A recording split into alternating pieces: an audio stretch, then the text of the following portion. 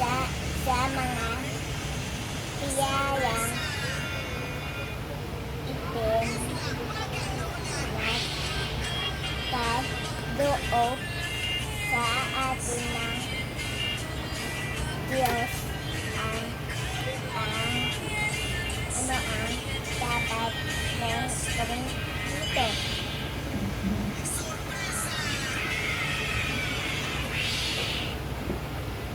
Ang ating kakayahan ay isa sa mga biyayang ipinagkaloob sa atin ng Diyos.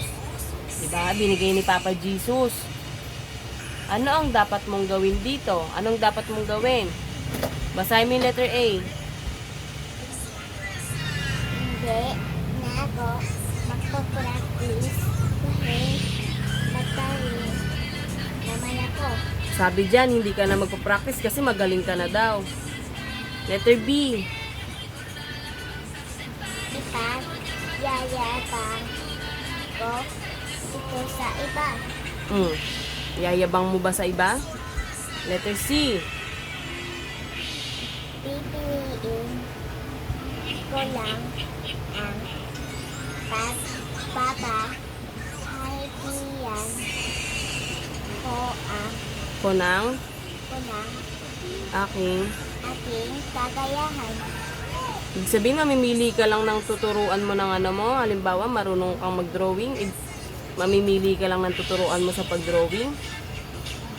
Letter D. Anong tanong? Ay, anong ano?